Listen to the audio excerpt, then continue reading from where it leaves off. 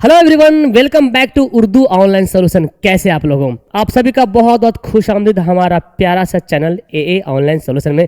उम्मीद है बाखैरियत होंगे आप लोग। तो आज ये वीडियो मास्टर वीडियो होने वाली है, यानी कि क्लास 10th का जो भी 2 नंबर का जो क्वेश्चन होता है ना, आपके एग्जाम में 20 क्वेश्चन आएगा, उसमें मात्र 10 बनाना है। तो ये वीडियो अगर आपने पढ़ लिया तो डेफिनेटली है कि आप जो है 20 में 10 क्वेश्चन एकदम डेफिनेटली इसी में से आने वाला है, आराम से आप बना लोगे।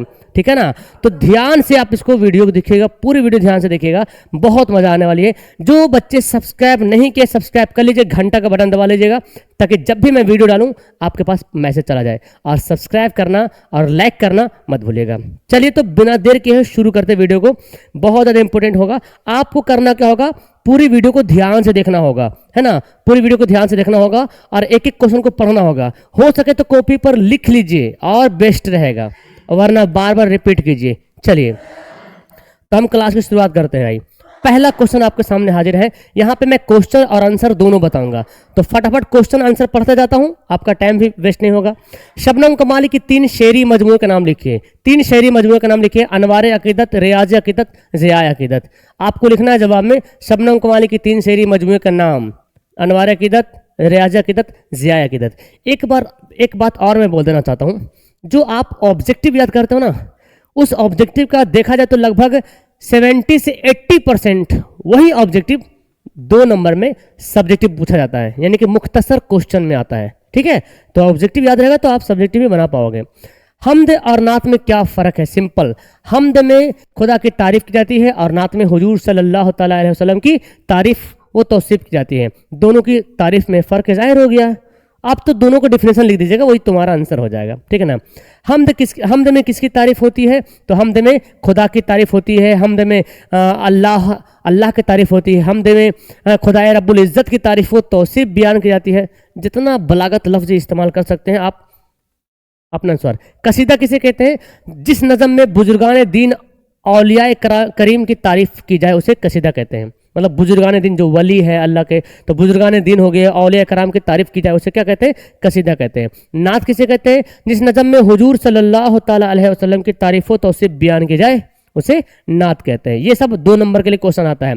शबनम कमाली कब पैदा हुआ है? देखो याद है, यही क्वेश्चन ऑब्जेक्टिव में देगा और ऑप्शन दिया रहेगा 1938, 1936, 1935, 1934। तो आप टिक लगा दीजिए 1938। लेकिन इस क्वेश्चन को 2 नंबर अगर आपको लेना है ना, इस क्वेश्चन को बनाने में अगर आप 2 नंबर लेना चाहते हैं तो कैसे जवाब देना है? शबनम कमाली 22 जुलाई 1938 में पैदा हुए। बस जितना सवाल पूछ रहा है उतने जवाब देना है। ऐसा नहीं कि बोल दीजिए सीतामढ़ी में पैदा हुए, उतना देने की जरूरत नहीं है। शबनम कमाली कब पैदा हुए? लिख देना शबनम कमाली 22 जुलाई 1938 को पैदा हुए। पूरा लिखना है लाइन को, तब आंसर मिलेगा, तब 2 नंबर मिलेगा। और खाली कोई बच्चा लिख देगा कि 22 जुलाई 1938 जवाब 22 जुलाई 1938, तो नंबर नहीं मिलेगा पूरा पूरी, 1 नंबर दे के छोड़ देगा। इसलिए सब्जेक्टिव है तो थोड़ा इसका लिहाज रखिएगा। ठीक है, समझ में आ गया? सब्जेक्टिव का आंसर कैसे देना आप लोग को, क्लियर? चलिए, शबनम कमाली कहाँ पैदा हुए? तो बोला शबनम कमाली सीतामढ़ी जिला के पोखरेरा गांव में पैदा हुए। शबनम कमाली का इंतकाल कब हुआ? शबनम कमाली का इंतकाल 2004 में हुआ था। बहुत सा इसमें तफरका है, बट एग्जाम में पूछा नहीं, लेकिन मेरे अकॉर्डिंग जहाँ तक मैंने देखा है तो 2004 ही दिया है। और आपको कोई बच्चा 2006 भी बोलता है, तो मेरे को लगा यही होगा, क्योंकि और भी मैंने बहुत सारे वीडियो देखा है तो 2004 ही बताया वो। खैर आगे बढ़ते हैं। कायनात की तख्लीक जो है किसने की? कायनात की तख्लीक किसने की? तो कायनात की तख्लीक अल्लाह ताला ने की। इंसान की मुश्किलों को कौन हल करता है? इंसान की मुश्किलों को अल्लाह ताला हल करता है। सिंपल सी बात है। नेक्स्ट 11 नंबर क्वेश्चन पढ़ते हैं कि शबनम कमाली का असल नाम क्या है? शबनम कमाली का असल नाम मुस्तफ़ा रज़ा है। रुकैया भाभी के जिस देवर का किरदार कहानी में पेश किया गया उसका नाम क्या है? तो पूरा लिखना है। देखिए कैसे आंसर दे रहे हैं, ऐसा नहीं कि खाली अख्तर लिख के छोड़ दीजिएगा, नहीं, पूरा लिखना है कि रुकैया भाभी के जिस देवर का किरदार कहानी में पेश किया गया उसका नाम अख्तर है। ये होगा आपका 2 नंबर वाला आंसर। ठीक है ना? सुहेल अजीम आबादी का असल नाम क्या लिखे? तो सुहेल अजीम आबादी का असल नाम सैयद मुजीबुर रहमान था। हो गया इसका बिल्कुल सही जवाब। नेक्स्ट पढ़ते हैं। भाभी जान ने दिल बहलाने के लिए कौन सा मशगला इख्तियार किया? तो बोलेंगे भाभी जान ने दिल बहलाने के लिए स्वेटर बुनने और ट्यूशन पढ़ाने का जो है मशगला इख्तियार किया है। ये भी काम करते थे, स्वेटर बुनते थे, ट्यूशन पढ़ाते थे। रुकैया भाभी जिस लड़की की तालीम का खुद खर्च बर्दाश्त करती थी वो रुकैया भाभी किस लड़की की तालीम का खर्च खुद बर्दाश्त करती थी और क्यों? तो लिखेंगे रुकैया भाभी शिम्मी नाम की लड़की का तालीम खर्च खुद बर्दाश्त करती थी, इसलिए कि वो लड़की बहुत गरीब घराने की थी, तालीम का खर्च नहीं उठा सकती थी, है ना, इसीलिए। अगला क्वेश्चन पढ़ते हैं, उर्दू के 2 अफसाना निगारों का नाम बताइए। तो उर्दू के 2 अफसाना निगारों का नाम सुहेल अजीम आबादी है, निगार अजीम है, इसके अलावा मलका मेहर निगार बोलते हैं, वो भी हो जाएगा, कमर जहां भी हो जाएगा। नेक्स्ट, रुकैया भाभी के शौहर को बार बार जेल क्यों जाना पड़ता था? मोस्ट इंपोर्टेंट, बहुत बार सवाल पूछा गया, बनाएंगे। रुकैया भाभी के शौहर को बार बार जेल इसलिए जाना पड़ता था क्योंकि वो तहरीके जंग आज़ादी के सरगर्म रुकन थे। मतलब ऐसे बोल सकते हैं, रुकैया भाभी के शौहर को बार बार जेल इसलिए जाना पड़ता था क्योंकि उनको सियासत से दिलचस्पी थी। ये भी आप आंसर सही है। और बोला गया है क्योंकि तहरीके जंग आज़ादी के सरगर्म रुकन थे, मतलब उस समय जो भारत की आज़ादी के लिए जो आंदोलन चल रहा था उसके लिए मेन सदस्य थे वो, इसलिए हुकूमत बरतानिया उन्हें बार बार कैद कर लेती थी, यानी कि हुकूमत बरतानिया मतलब ब्रिटिश सरकार। रुकैया भाभी के शौहर क्या करते थे? रुकैया भाभी के शौहर तहरीके जंग आज़ादी के सरगर्म रुकन थे, या बोल सकते हैं रुकैया भाभी के शौहर सियासत में काम करते थे, सियासी करते थे और क्या राजनीतिक करते थे।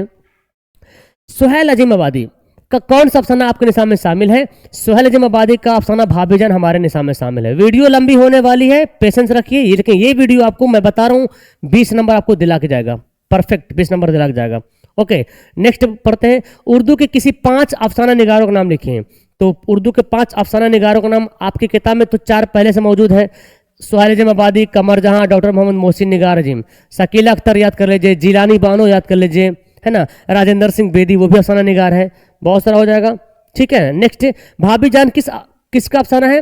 भाभीजान सुहेल अजीम आबादी का अफसाना है। नेक्स्ट, भाभीजान का क्या नाम है? भाभीजान का नाम रुकैया खातून है। गरीब और बेसहारा बच्चों की मदद करना किन का महबूब मशगला था? तो गरीब और बेसहारा बच्चों की मदद करना रुकैया भाभी का महबूब मशगला था, मतलब प्यारा काम था वो। अख्तर कौन है? तो पढ़ते हैं, अख्तर अफसाना भाभीजान का एक किरदार है जो रुकैया भाभी का देवर है। अख्तर कौन है?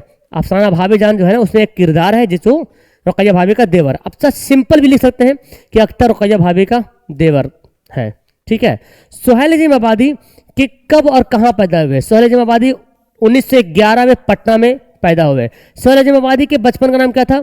सुहेल अजीम आबादी के बचपन का नाम मुजीबुर रहमान था। ओके, नेक्स्ट पढ़ते हैं जी, सुहेल अजीम आबादी के अफसानों के पहले मजमूए का नाम क्या था और किस साल शाये हुआ? अगर आपने पूरी वीडियो देख ली ना तो ये तो याद होगा, ऑब्जेक्टिव भी आप परफेक्ट हो जाओगे, ऑब्जेक्टिव में भी आप क्या होगे? परफेक्ट हो जाओगे, इसीलिए छोड़ना नहीं है। ठीक है ना। सुहेल अजीम आबादी के अफसानों के पहले मजमूए का नाम 4 चेहरे हैं, ये ऑब्जेक्टिव में बहुत पूछा जाता है और 1934 में तकरीबन ये शाये हुआ था, 1934 में। सुहेल अजीम आबादी की इब्तदाई तालीम किस मदरसे में हुई? सुहेल अजीम आबादी की इब्तदाई तालीम भदौली गांव के मदरसे में हुई थी, भदौली गांव के मदरसे में।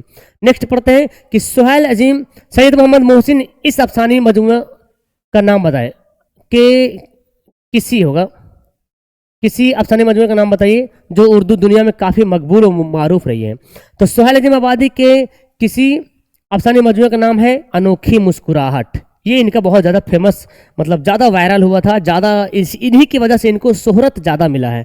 ठीक है ना। क्या महमूद ने अपने दोस्त अजीम के मशवरा पर अमल किया? हाँ, महमूद ने अपने दोस्त अजीम के मशवरे पर अमल किया था, मतलब फिर लास्ट में मुकर गया ना, अमल किया था भाई हाँ चलेंगे क्लब में जाएंगे, और गया भी वो, लेकिन आधे रास्ते से वापस आ गया। तो अमल किया था लेकिन फिर जो है उनको डर आया था, उनको अपने नफ्स से कंट्रोल, मतलब उनका नफ्स नहीं बोलता था कि हम जाएं वहाँ पे। ठीक है ना। डॉक्टर मोहम्मद मोहसिन की पैदाइश किस शहर में हुई? डॉक्टर मोहम्मद मोहसिन की पैदाइश पटना शहर में हुई। डॉक्टर मोहम्मद मोहसिन की तारीख पैदाइश क्या है? डॉक्टर मोहम्मद मोहसिन की तारीख पैदाइश 10 जुलाई 1910 में है। जिस लैंग्वेज में जिस तरह से सवाल पूछा जाएगा हमको उसी तरीके से जवाब देना है। ओके, चलिए अगला क्वेश्चन है, जेर निसाब अफसानों में डॉक्टर मोहम्मद मोहसिन का कौन सा अफसाना शामिल है? तो जेर निसाब मतलब आपके सिलेबस में अफसानों में डॉक्टर मोहम्मद मोहसिन का अफसाना फरार जो है शामिल है। डॉक्टर मोहम्मद मोहसिन के वालिद का नाम क्या था? डॉक्टर मोहम्मद मोहसिन के वालिद का नाम सैयद मोहम्मद रशीद था। ठीक है, क्लियर। नेक्स्ट है, डॉक्टर मोहम्मद मोहसिन किस मौजू पर महारत रखते थे? तो डॉक्टर मोहम्मद मोहसिन नफ्सियात के मौजू पर, है ना, नफ्सियात के मौजू पर बहुत ज़्यादा इनका जो है पकड़ था, महारत था। ओके, चलिए बढ़ते हैं आगे। कमर जहां का अफसाना उन्वान कटी हुई शाख क्यों है? कमर जहां का अफसाना जो है कटी हुई शाख, उसका उन्वान कटी हुई शाख क्यों रखा गया?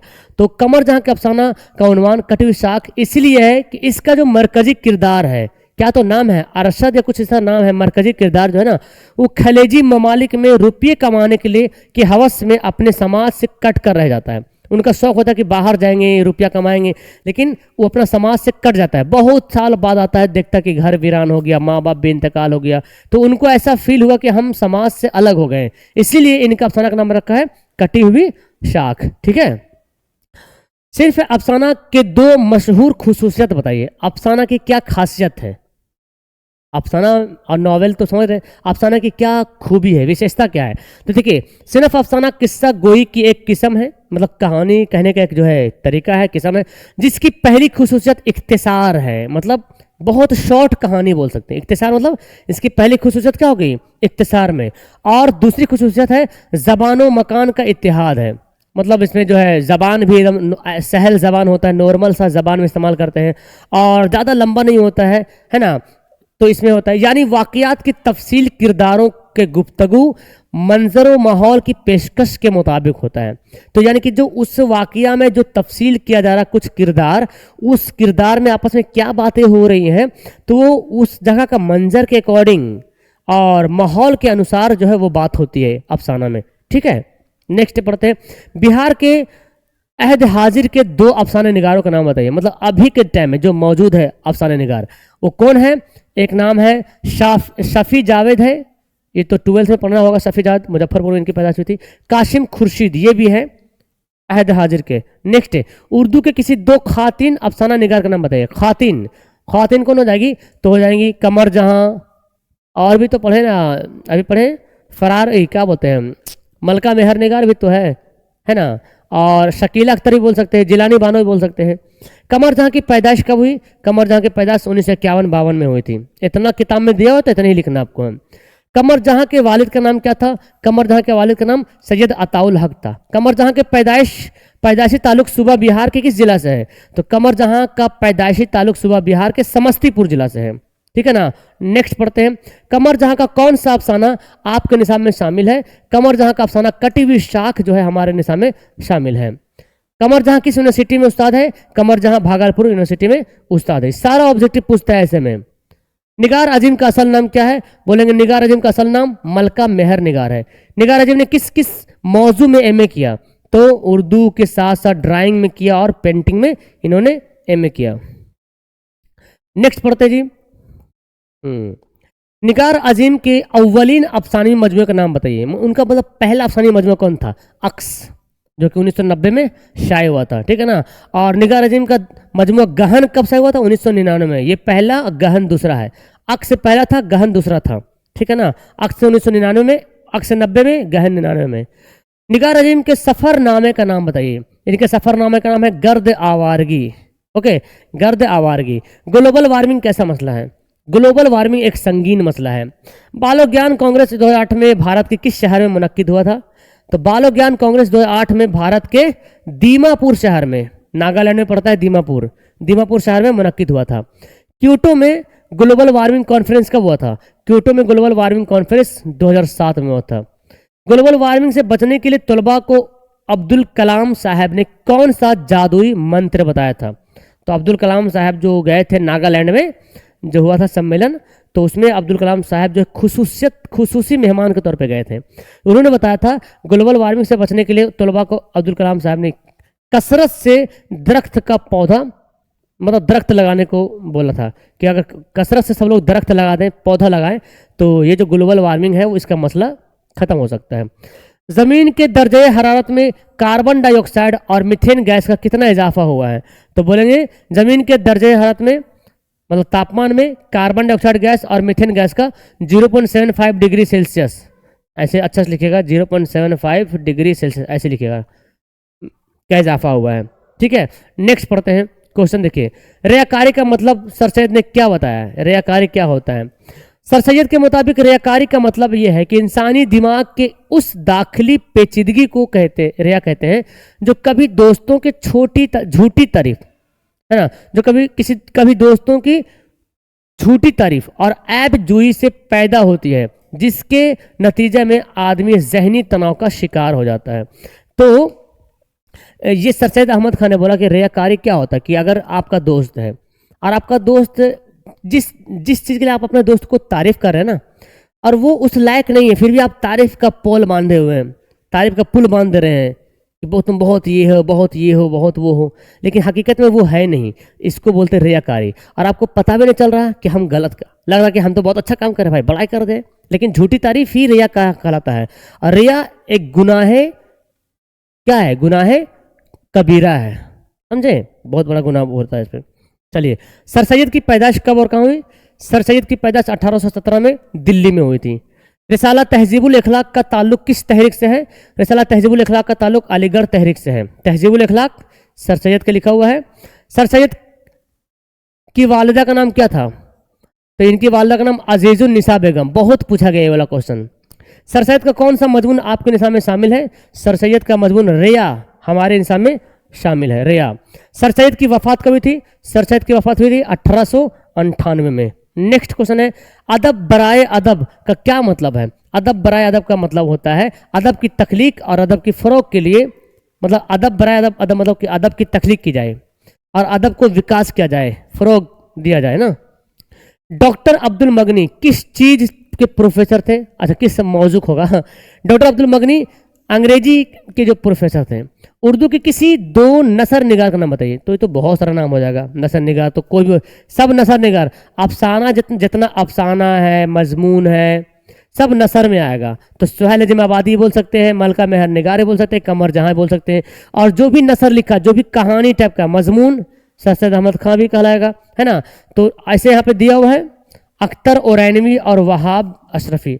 इसके अलावा अगर याद ना हो तो आप सुहैल अजीमाबादी भी लिख सकते हैं, भाभी जान के जो है लिखने वाले, है ना, कमर जहां भी लिख सकते हैं। तो नसर समझे ना? हाँ, नसर मतलब सब अफसाना निगार हो, चाहे अफसाना निगार हो, चाहे मजमून निगार हो, सब नसर में आएगा। ओके। निसाब में शामिल अदब की पहचान के मजमून निगार कौन है? तो निसाब में शामिल अदब की पहचान का मजमून निगार डॉक्टर अब्दुल मगनी है। डॉक्टर अब्दुल मगनी कब और कहाँ पैदा हुए? डॉक्टर अब्दुल मगनी की पैदाइश औरंगाबाद में हुई थी 1934 में। औरंगाबाद में 1934 में। डॉक्टर अब्दुल मगनी की दो किताबों का नाम बताइए। तो जादा एतदाल तश्कील जदीद, एकदम इंपॉर्टेंट किताब का नाम बहुत पूछता है 2 नंबर में। डॉक्टर अब्दुल मगनी ने किस मदरसे में से और कहाँ तक तालीम हासिल की? डॉक्टर अब्दुल मगनी मदरसा शमसुल हुदा पटना में, है ना, पटना में दर्जा आलिम तक तालीम हासिल की। ये भी ऑप्शन में पूछा है कि अब्दुल मगनी कहाँ तक तालीम हासिल की? आलिम तक। कौन सा मदरसा में? शमसुल हुदा मदरसा में, ठीक है ना। नेक्स्ट है, डॉक्टर अब्दुल मगनी ने अपनी मुलाजमत का आगाज किस कॉलेज से किया? तो डॉक्टर अब्दुल मगनी ने अपनी मुलाजमत का आगाज पटना कॉलेज से किया था। ओके, चलिए नेक्स्ट है, भीमराव अंबेडकर के साथ तलबा और असातिज़ा का सलूक कैसा था? तो भीमराव अंबेडकर के साथ तलबा और असातिज़ा का सलूक हिकारत अमेज था, मतलब नीची निगाहों से उसको देखा जाता था। हिकारत अमेज मतलब हुआ नीची निगाहों से देखना।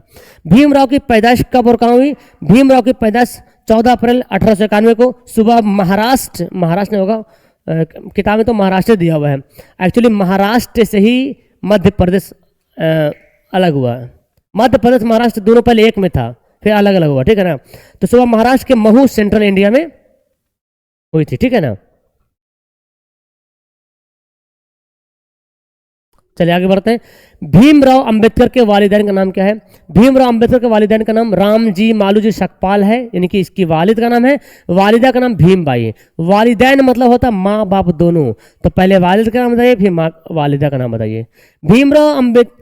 भीमराव के वालिद फौज में किस ओहदे से सुबकदोश हो गए थे? तो यहां पे बोलेंगे भीमराव के वालिद जो हैं जिस वक्त फौज के ओहदे से सुबकदोश हुए थे, वो उस दूसरी ग्रेड में सूबा मेजर थे, सूबेदार मेजर थे, यानी कि सूबेदार मेजर के ओहदे से सुबकदोश मतलब रिटायर हुए थे, ठीक है ना। भीमराव की शादी किस उम्र में और किससे हुई थी? भीमराव की शादी 14 साल की उम्र में 9 साल की लड़की रामाबाई से हुई थी। यहाँ दो दो तीन तीन ऑब्जेक्टिव है। भीमराव की शादी किससे हुई? रामाबाई से। रामाबाई की उम्र कितनी थी? 9 साल। और भीमराव अम्बेडकर की 14 साल। बीए करने के लिए भीमराव किस कॉलेज में दाखिला लिया? तो एल्फिंस्टन कॉलेज में, है ना, एल्फिंस्टन कॉलेज में दाखिला लिया। बुद्ध मजहब में निर्वाण का क्या तस्वुर है? बुद्ध मजहब में निर्वाण का तस्वुर खुदा की तारीफ करना, मोस्ट इंपोर्टेंट है। ओके, चलिए अगला क्वेश्चन यहाँ पे, लुत्फुर रहमान की पैदाइश कब और कहाँ हुई? लुत्फुर रहमान, यहाँ मिस्टेक हो गया, लुत्फुर रहमान की पैदाइश छपरा जिला के बिनियार गांव में 1941 में हुई थी। 1941 में छपरा जिला में बिनियारपुर। रुस्तमो सोहराब के ड्रामा निगार कौन है? रुस्तमो सोहराब के ड्रामा निगार है आगा हसर कश्मीरी। लुत्फुर रहमान किस पार्टी के वजीर और एमएलए थे? तो लुत्फुर रहमान जो है ना, राष्ट्रीय जनता दल, राजद, है ना, राष्ट्रीय जनता दल पार्टी के वजीर भी रह चुके हैं, मंत्री भी थे और एमएलए भी थे, एमएलए। नेक्स्ट, लुत्फुर रहमान किसी दो किताबों को नाम लिखिए, एकदम नोट कर लीजिए। ताजगी बरगनवा ताबिरो तनकीद, मोस्ट इंपोर्टेंट। किताब वाला जितना क्वेश्चन आता है ना, वो बहुत ज्यादा खास है। लुत्फुर रहमान की दो किताबों का नाम बताइए। और भी किताब का नाम है ना, ये तो ज्यादा पूछा गया है, जदीदियत की जमालियत, नक्द निगाह, है ना, नक्द निगाह। डॉक्टर लुत्फुर रहमान का वजूद जो मौजमून आपके निसाब में शामिल है उसका नाम बताइए। तो क्या होगा? उर्दू ड्रामा निगारी और आगा हसर, पूरा लाइन्स बाकी सेम लिखना है, ठीक है ना। नेक्स्ट पढ़ते हैं। आगा हसर कश्मीरी का ताल्लुक जो है उर्दू अदब के किस सनफ से है? ड्रामा से है। आगा हसर कश्मीरी के दो ड्रामों का नाम बताइए। देखिए, सिल्वर किंग और रुस्तमो सोहराब, ये हो गया दो ड्रामों का नाम। ड्रामा के तकमील का लाजमी आंसर क्या है? स्टेज। बहुत बार पूछा गया, ऑब्जेक्टिव तो बहुत पूछा है, सब्जेक्टिव भी पूछा है। ओके, सूरज ग्रहण किसे कहते हैं? सूरज ग्रहण उस सूरत हाल को कहते हैं, यानी कि उस घटना को कहते हैं जब चांद अपने गर्दिश के दौरान सूरज और जमीन के दरमियान आ जाए। चांद घूम रहा है और सूरज और जमीन के बीच चांद आ जाएगा तो क्या होगा? सूरज ग्रहण हो जाएगा। आर्यभट्ट की पैदाइश कहाँ हुई थी? तो बोलेंगे आर्यभट्ट की पैदाइश पटना शहर में मगरिब में वाक़े खगोल में हुई थी। हिंदुस्तान में गुप्त दौर को क्या कहते हैं? सुनहरा दौर कहते हैं हिंदुस्तान में। ओके, चलिए नेक्स्ट क्वेश्चन यहाँ पे है, नजीर अहमद कब और कहाँ पैदा हुए? तो नजीर अहमद की पैदाइश जिला बिजनौर के अफजलगढ़ में, है ना, परगना बस्ती कोरेड़ में 1836 में पैदा हुए। नहीं इतना याद है ना तो सिंपल लिखिएगा, नजीर अहमद की पैदाइश जिला बिजनौर के अफजलगढ़ में, इतना तो याद रहेगा, बिजनौर के अफजलगढ़ में 1836 में हुई थी। ठीक है, काफ़ी है। सिर्फ नावल की कोई दो खुसूसियत बताइए। नावल किसे कहते हैं? अफसाना में जाने, इख्तिसार बात, मुख्तसर बात, शॉर्ट कहानी और जैसा मंजर वैसा गुफ्तगू करना। तो बोला यहाँ पे नावल क्या होता है? नावल की दो खासियत है, खुसूसियत क्या? प्लॉट है और किरदार है। नावल में बहुत बड़ा प्लॉट चाहिए, किरदार भी चाहिए, जिसमें किसी शख्स की पूरी जिंदगी के हालात पर किरदारों के जरिए रोशनी डालते हैं। किसी भी शख्स की पूरी जिंदगी, पैदाइश से लेकर माँ के गोद से लेकर कब्र के आगोश तक, उन्होंने क्या क्या किया, क्या उसके साथ हुआ, सारी बातें, ये होता नावल। इतनी मोटी मोटी किताबें बन जाती है, कभी कभी तो पार्ट में हो जाता है। नजीर अहमद का कौन सा नावल आपके सामने शामिल है? तो तबतुन नसू का नावल से ही लिया गया है। नजीर अहमद की क्या नाम है? फहमीदा और मछली बेटी हमीदा की गुफ्तगू, वही तबतुन नसू से लिया गया है। उर्दू के किसी 5 नावलों का नाम लिखिए।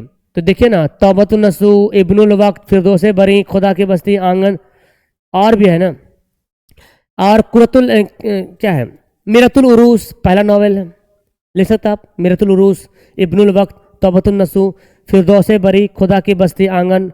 अच्छा, और भी नावल हो जाएगा। और आपने पढ़ा क्या नावल है?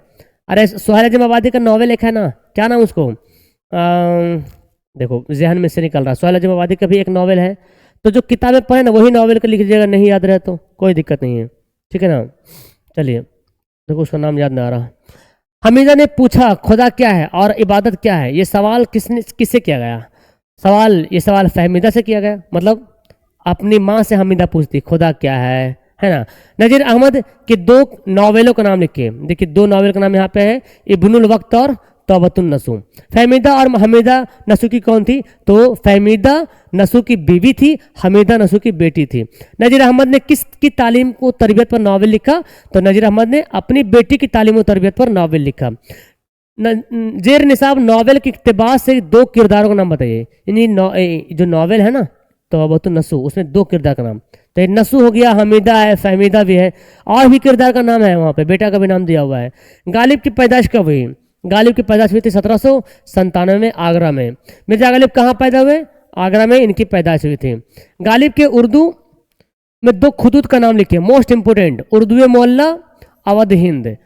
मैंने मुरासला को मुकालमा बना दिया, किसने कहा था ये? मिर्जा गालिब ने बोला था मैंने मुरासला को मुकालमा बना दिया है। सबसे पहले उर्दू में खत इन्होंने ही शुरू किया था। गालिब के आबाओ इज़्ज़त कहाँ से आए थे हिंदुस्तान? तो बोलेंगे ईरान से आए थे। गालिब की परवरिश किसने की? तो चचा नसरुल्लाह बेग। जब इनकी वालिदा का इंतकाल हो गया तो चचा ने इनकी परवरिश की, चचा नसरुल्लाह बेग खां, ठीक है ना। गालिब कितने खत लिखे? गालिब ने लगभग 900 खत लिखे थे।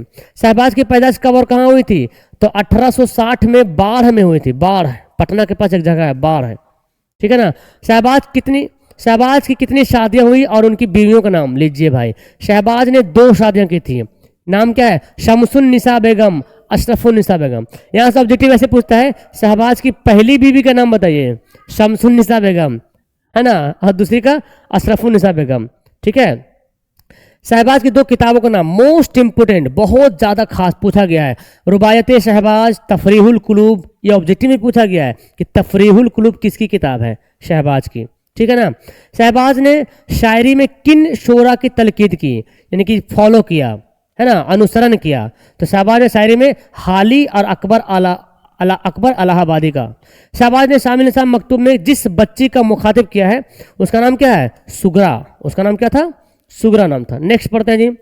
मकतूब की तारीफ कीजिए। मकतूब किसे कहते हैं?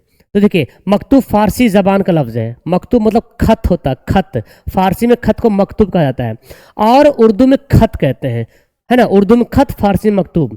खत उर्दू की उस तहरीरी शक्ल को कहते हैं जिसमें एक शख्स अपने दिल के जज्बात को तहरीर की ज़बान में पेश करता है, जबकि मकतूब निगारी का मुखातिब इसके सामने मौजूद नहीं रहता है ना। क्या बोला गया कि खत में क्या होता है? अपने दिल की जो जज्बात है, जो बातें हैं, वो खत में तहरीर करते हैं, लिख देते हैं, है ना। जबकि मकतूब निगारी का मुखातिब उसके सामने मौजूद नहीं रहता है। ये भी वही बोला गया कि मकतूब निगारी में क्या होता है कि सामने में मौजूद नहीं रहता है, ठीक है ना। मेहदी अफादी कब और कहाँ पैदा हुए? तो मेहदी अफादी जो है कहाँ पैदा हुए? गोरखपुर में 1828 में।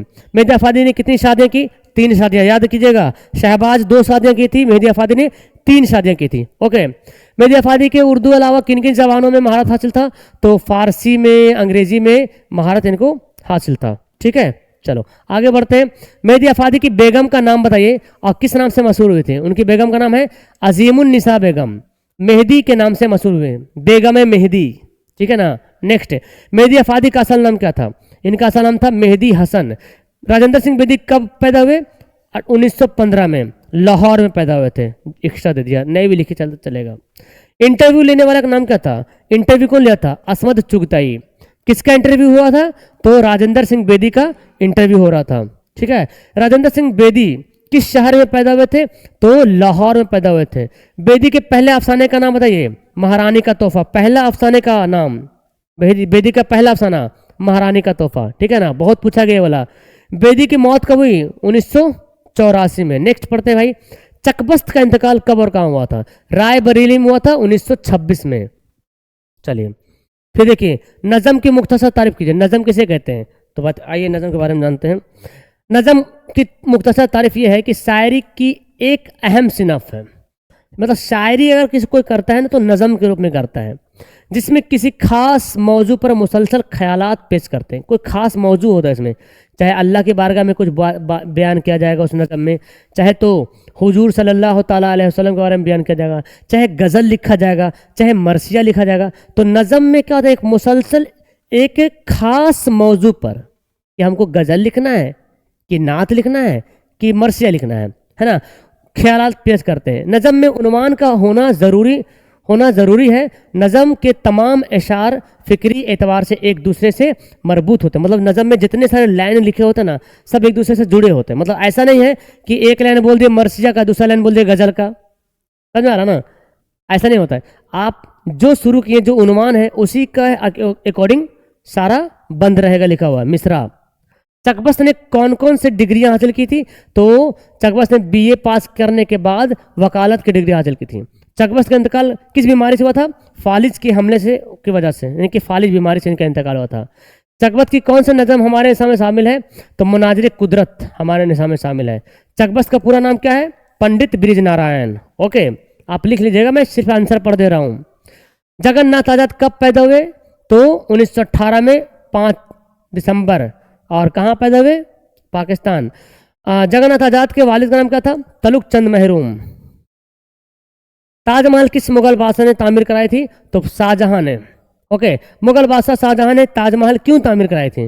ओ बाबा, मुगल बादशाह शाहजहां ने ताजमहल अपनी महबूब मुमताज महल की याद में। बाप रे बाप। आगे बढ़ते हैं। इंडिया गेट कहाँ है? दिल्ली में है। तामीर किसने कराई? अंग्रेजी हुकूमत ने। परवेज शाहिदी की पैदाइश कब और कहाँ हुई थी? तो परवेज शाहिदी की पैदाइश 1910 में पटना यूनिवर्सिटी, पटना सिटी में के लोधी कड़ा मोहल्ला में, है ना? पटना में लोधी कड़ा मोहल्ला है, वहीं इनकी पैदाइश होती है। कितने साल की उम्र में परवेज शाहिदी के वालिदैन इस दार फानी मतलब दुनिया से कूच कर रुखसत हो गए? तो जब परवेज शाहिदी कितने साल के थे? तालिब इल्मी के ज़माने, मतलब कोई टाइम नहीं लिखा, हम पढ़ाई कर रहे थे, उसी समय इनकी वालदा का इंतकाल हो गया था, इस दुनिया से रुखसत हो गए। परवेज शाहिदी की अहलिया का नाम बताइए। फजीलतुन्निसा बेगम। ओके, परवेज शाहिदी किसी 2 शेरी मजमू का नाम बताइए। रक्से हयात, तसलीसे हयात। मोस्ट इंपोर्टेंट बाबू, मोस्ट इंपोर्टेंट। ये ऑब्जेक्टिव में पूछा गया, सब्जेक्टिव में बहुत बार पूछा गया है। परवेज शाहिदी की 2 किताब का नाम, रक्से हयात और तसलीसे हयात। तसलीसे हयात की आशात कब हुई? तो बोलेंगे आज़ादी के हिंद आज़ाद के बाद, हिंद जब आज़ाद हो गया, हमारा देश आज़ाद हो गया, उसके बाद। निदा फाजली कहाँ पैदा हुए? ग्वालियर में इनकी पैदाइश हुई थी। नेक्स्ट है, निदा फाजली को कौन से अवार्ड मिले? निदा फाजली को साहित्य अकादमी अवार्ड, शिखर सम्मान award, Ghalib award, Khusro award जैसे अवार्ड से जो है नवाजा गया। ठीक है ना? निदा फाजली ने मशरिक व मगरिब की किन किन मुल्कों से हिंदुस्तानी अदबियों की नुमाइंदगी की? मतलब कहाँ कहाँ गए? तो निदा फाजली ने मगरिब व मशरिक के America, UAE, Germany, Bangladesh, Pakistan, England, Mauritius वगैरह में हिंदुस्तानी अदबियों का जो है नुमाइंदगी किया। मतलब हिंदुस्तानी की जो अपना लैंग्वेज है ना, हिंदी उर्दू, उसके बारे में जो है बताया है। निदा फाजली की 2 नज़मों का नाम बताइए। याद करना, बिजली का खंबा और नज़म बहुत आसान थी पहले, ये तो इनका नज़म है, किताब में भी दिया हुआ है। निदा फाजली की 3 शेरी मजमू का नाम बताइए।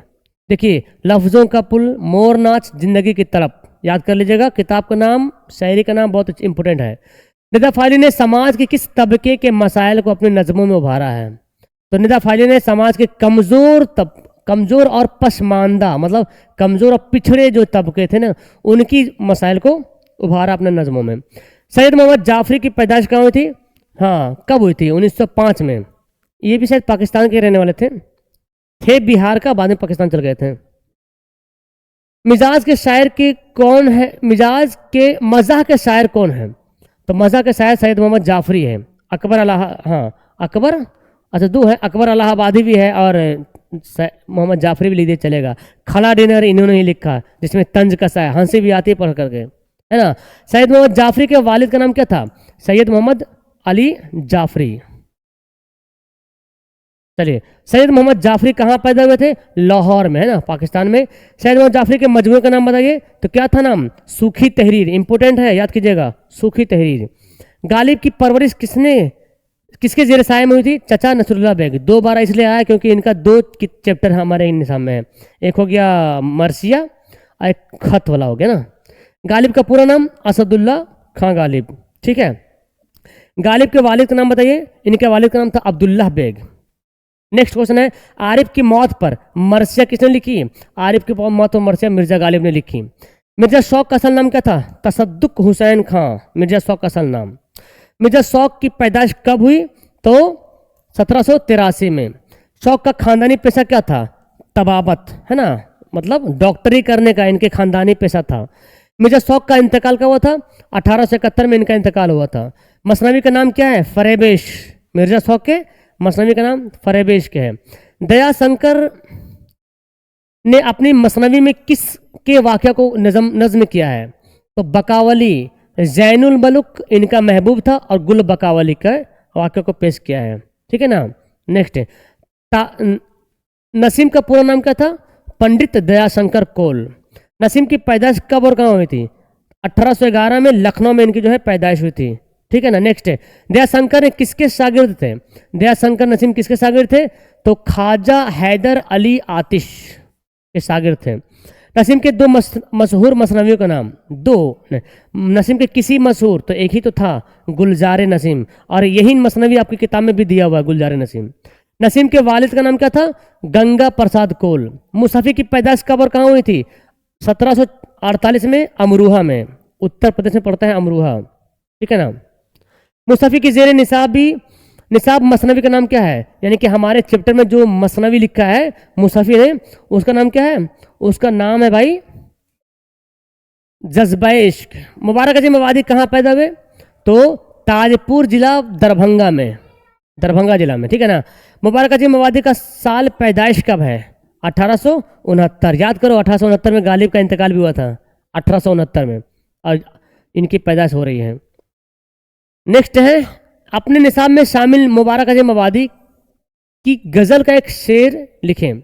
ओ भाई मुबारक अजीम आबादी का एक शेर लिखना है। हर कदम पर खुश जमालों में मुबारक हम लुटें, कैसी कैसी सूरतें गुजरी नज़र से क्या कहें। बड़ी मज़ा आएगा गज़ल पढ़ के। ये मुबारक अजीम बोलते हैं कि हर कदम पर खुश जमालों में मुबारक हमें, मतलब हमारे जीवन में, हमारी ज़िंदगी में कदम कदम पर बहुत बहुत हसीन हसीन चीज़, हसीन हसीन जो है हमको नज़र आया, लुट गए हम उसके प्यार में, है ना। कैसी कैसी सूरतें गुजरी, मतलब कितनी हसीन हसीन हमारे सामने से नज़रों से गुजरी, है ना। नज़र से क्या कहें, मतलब क्या बताऊं मैं कि हमारे नज़रों से कितनी प्यारी प्यारी चीज़ गुजरी है। ये गज़ल है ना। तारीफ़ किया जा रहा है इसमें औरतों की। मुबारक अजीम आबादी का इंतकाल कब हुआ था? 1958 में। मुबारक अजीम आबादी के वालिद का नाम क्या था? फ़िदा हुसैन वामिक। याद कीजिएगा, फ़िदा हुसैन वामिक। उर्दू शायरी में मुबारक अजीम आबादी के उस्ताद कौन है? तो उर्दू में है दाग दहलवी, और फारसी में परेशान, अब्दुल हमीद परेशान। लिखिए, क्वेश्चन आ गया। फारसी के शायर कौन थे इनके? फारसी के उस्ताद कौन थे?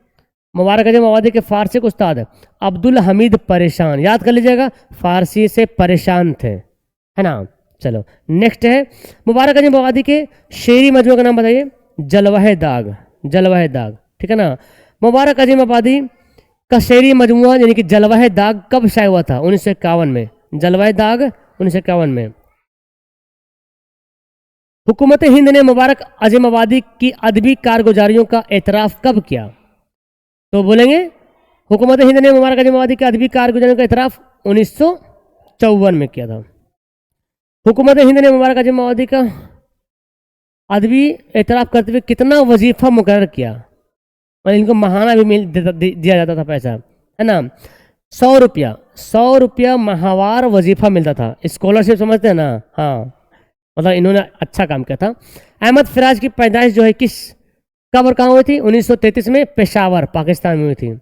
अहमद फिराज बुनियादी तौर पर किस मिजाज के शायर थे? तो रोमानी मिजाज के शायर थे। रोमानी, है ना। रोमानी अक्सर उसको कहते हैं सूफी टाइप का। अहमद फिराज किस शायरी का असल नाम है? अहमद फिराज की शायरी का असल महवर क्या था? अच्छा, मतलब असल महवर मतलब उनका असल बुनियाद क्या था? तो बोलेंगे अपनी हुस्न इश्क। इनका शायरी में अक्सर हुस्न इश्क की बात किया जाता था। गज़ल लिखते थे। अहमद फिराज किस यूनिवर्सिटी में लेक्चरर हुए थे? तो पेशावर यूनिवर्सिटी में लेक्चरर हुए थे। नेक्स्ट है अहमद फिराज किस यूनिवर्सिटी में के मैनेजिंग डायरेक्टर हुए थे? तो क्या नाम है? नेशनल बुक फाउंडेशन पाकिस्तान के मैनेजिंग डायरेक्टर थे। अहमद फिराज की शायरी के कितने मजमूए शाये हुए थे? तो बोलेंगे 12 शायरी मजमूए शाये हुए अहमद फिराज का, 12। गज़ल अरबी के किस नफ़ से माखूज है? कसीदा से माखूज है। नेक्स्ट है जिस गज़ल में रदीफ ना हो उसे गज़ल को क्या कहते हैं? गैर मुरद्दिफ कहते हैं। दक्कन के किस शायर के जरिए उर्दू गज़ल शुमाल तक पहुँची? तो वली दक्कनी, है ना। दक्कन के कौन थे? वली दक्कनी। दक्कन क्या होता है? भारत का जो है ना, ये इधर का जो एरिया है ना पठारी, उसको दक्कन, पठार मतलब दक्कनी होता है, पठारी एरिया, दक्कनी एरिया यानी कि नॉर्थ इंडियन तरफ का। गजल के आखिरी शेर को क्या कहते हैं? बहुत इंपॉर्टेंट, बहुत इंपॉर्टेंट, गजल के आखिरी शेर को कहते हैं मक्ता। अब पहले शेर को कहते हैं मतला, एकदम मोस्ट इंपॉर्टेंट, ऑब्जेक्टिव के लिए भी और सब्जेक्टिव के लिए भी। हसन नईम की पैदाइश कब और कहाँ हुई थी? 1924 में पटना में, है ना। हसन नईम का इंतकाल कब और कहाँ हुआ था? 1991 में मुंबई में इनका इंतकाल हुआ था। हसन नईम किस मुलाजमत से मुस्ताफी थे, मतलब उससे जुड़े हुए थे? तो वजारत खारजा, है ना, वजारत खारजा मतलब विदेश मंत्रालय से, मतलब इनको ये जो है विदेश मंत्रालय में जॉब करते थे। हसन नईम किस इदारा में डायरेक्टरेट के ओहदे पर फायज हुआ था? तो गालिब इंस्टीट्यूट। ओके। परवीन शाकिर कब और कहाँ पैदा हुए थे? 24 है क्या जी, 1952 में कराची पाकिस्तान में पैदा हुए थे। परवीन शाकिर के सलाफ का वतन कहाँ था? मतलब इनके परवीन शाकिर की पैदाइश तो कराची पाकिस्तान में हुई थी, लेकिन इनके आबाओ अजदाद कहाँ के रहने वाले थे? देखिए, हिंदुस्तान के लहरिया सराय दरभंगा में रहते थे, दरभंगा जिला में, ठीक है ना, इसलिए इनका नाम यहाँ पे आया है, हम लोग पढ़ रहे हैं। परवीन शाकिर के वालिद का नाम बताइए। तो इनके वालिद का नाम था साकिब हुसैन, ठीक है ना। परवीन शाकिर के वालिद हिजरत कर कहाँ गए थे? तो भारत से चले गए थे पाकिस्तान, कराची चले गए थे। परवीन शाकिर की इब्तदाई तालीम कहाँ हुई थी? तो घर पर ही इनकी जो है इब्तदाई तालीम हुई। बाद में रजिया गर्ल्स स्कूल में, कौन सा स्कूल? रजिया गर्ल्स स्कूल में इन्होंने दाखिला लिया। चलिए नेक्स्ट है, परवीन शाकिर ने मैट्रिक का इम्तहान जो है कब किस स्कूल से पास किया? वही नाम है रजिया गर्ल्स स्कूल से मैट्रिक का इम्तहान पास किया था। बीए की तालीम परवीन शाकिर ने किस कॉलेज से किया? तो बीए की तालीम परवीन शाकिर ने सर सैयद कॉलेज से किया। सर सैयद क्या है? Sir Syed girls college, sir Syed girls college में। कराची यूनिवर्सिटी में से उन्होंने किस किस सब्जेक्ट में एमए किया? तो कराची यूनिवर्सिटी से उन्होंने अंग्रेजी में एमए किया, लिसानियत में एमए किया। हार्वर्ड यूनिवर्सिटी अमेरिका से परवीन शाकिर ने किस सब्जेक्ट में एमए किया था? हार्वर्ड यूनिवर्सिटी अमेरिका का, है ना। तो हार्वर्ड यूनिवर्सिटी अमेरिका के परवीन शाकिर में बैंक एंड क्या है? Administration, bank administration, bank and administration, administration होता है ना, उससे एमए किया था। अरबी, इरफान सिद्दीकी का इंतकाल किस मर्ज की वजह से हुआ था? तो इनको ब्रेन ट्यूमर हो गया था, है ना, cancer, brain tumour. Irfan Siddiqui का इंतकाल कब और कहाँ हुआ था? तो लखनऊ में हुआ था, 2004 में हुआ था। इरफान सिद्दीकी के मजमूए किस नाम से यकजा तौर पर शाये हुआ था? दरिया, दरिया के नाम से इनका जो है मजमूआ शाये हुआ था। इरफान सिद्दीकी मुलाजमत से सुबकदोश होने के बाद कहाँ सुकूनत इख्तियार कर लिया? तो लखनऊ, जब ये रिटायर हो गए थे तो लखनऊ में इन्होंने अपना सुकूनत इख्तियार कर लिया। इरफान सिद्दीकी ने कालिदास का ड्रामा मालविका अग्निमित्रम का तर्जुमा उर्दू में किया था। नाम क्या रखा? मालविका अग्निमित्रम का तर्जुमा मालिका और अग्नि के नाम से किया उर्दू में, ठीक है ना। जफर गोरखपुरी की पैदाइश जो है कब और कहाँ हुई थी? तो बोलेंगे 1938 में, 1935 में उत्तर प्रदेश के गोरखपुर शहर में। नाम भी है जफर गोरखपुरी, तो गोरखपुर। जफर गोरखपुरी की शायरी की सबसे बड़ी खुसूसियत क्या है? कि सबसे बड़ी खुसूसियत है तजुर्बे का खूबसूरत मिलान, मतलब बहुत ज़्यादा तजुर्बा था, है ना इनको। नेक्स्ट है, बच्चों के लिए जफर गोरखपुरी ने लिखा था क्या मजमूए? क्या नाम है? नाच री गुड़िया होगा, नाच री की ना हो, नाच री गुड़िया। सच्चाइयाँ, ये पूछा बहुत बार, सच्चाइयाँ किसका है? जफर गोरखपुरी का है। किसके लिए लिखा गया था? बच्चों के लिए, ठीक है। नेक्स्ट है, जफर गोरखपुरी ने किन किन मुल्कों का दौरा किया? तो अमेरिका, सऊदी अरब, मुत्तहिद अरब अमीरात, मैंने अब दुबई बोलते, अबू धाबी क्या बोलते हैं, संयुक्त राष्ट्र अमेरिका बोलते हैं, उसी को बोलते हैं। सलाम मसली शहरी किस सिनफ शायरी के शायर है? तो ये गीत के शायर है ना, गीत के। जमुना हमारे मुल्क के किस सूबा से बहती है? तो उत्तर प्रदेश से जमुना नदी, जमुना जिसको हम लोग यमुना कहते हैं, वो जमुना बोलते हैं उर्दू में। ये हमारा यहाँ पे लास्ट हो गया। रोशनी यहाँ पे नहीं ऐड किया गया। रोशनी के लिए कमेंट करना आप लोग, क्या रोशनी का भी इस तरह से एक वीडियो में ऑब्जेक्टिव पूरा, मतलब जितना रोशनी का किताब का जितना ऑब्जेक्टिव है एक वीडियो में पूरा मैं डाल दूँ, और उसका सब्जेक्टिव भी मैं वहाँ पे इम्पोर्टेंट वहाँ पे डाल दूँ। तो नीचे कमेंट करना मत भूलिएगा और मुझे ये बताइएगा कि आज की वीडियो कितनी ज़्यादा इंपॉर्टेंट रही है। ओके, बाकी अगर आपको नोट्स वगैरह लेना होगा तो अभी उर्दू का नोट्स तो वैसे तो 199 में क्रैश कोर्स में जुड़ोगे ना तो यहाँ पे उर्दू हिंदी सब मिल जाएगा। अगर आपको पूरा सब्जेक्ट पढ़ना है ध्यान से तो 249 रुपया 299 फी लगेगा। ठीक है, सारा नोट्स मिल जाएगा, अभी भी आपके पास बहुत समय है। आप उर्दू हिंदी में भी मतलब आप किसी में भी जुड़ो। देखो इसमें क्या है ना कि पूरी वीडियो लेक्चर सब कुछ अवेलेबल मिलेगा, मतलब उर्दू हिंदी के अलावा सब। इसमें केवल अभी उर्दू हिंदी की मिल जाएगा, बाकी लाइव क्लास होगा तो मिलेगा। ठीक है ना, तो आप नीचे नंबर दिया हुआ है, चाहते हो पीडीएफ लेने के लिए, नोट्स लेने के लिए तो बेहतरीन रहेगा। बेहतर, इससे बेहतर कुछ नहीं होने वाला है। 299 लगा दो और अपने आप में एकदम तैयारी करो बहुत अच्छी तरीके से। ठीक है ना, नीचे कमेंट कीजिएगा। और 2026 के लिए आपके कोई भाई बहन जो 2026 में एग्जाम देंगे उसके लिए मेरा बैच आया है, जुनून बैच। ठीक है ना, जुनून बैच आया है 2026 के लिए। तो अगर आप लोग चाहते हैं कि अपने भाई बहन आस पड़ोस दोस्त किसी को भी ऐड करवा दें बैच में तो इसका फी है 499। लेकिन आप अगर ऐड कराओगे फरवरी 2025 के फरवरी के लास्ट यानी कि 28 फरवरी 2025 से पहले कराओगे एडमिशन तो आपको 399 में यानी कि 100 रुपये डिस्काउंट के साथ एडमिशन मिल जाएगा बच्चों को। अभी एडवांस में एडमिशन हो रहा है, मार्च से क्लास शुरू होगी न्यू बैच, तो अपने भाई बहन को जरूर ऐड कराइएगा।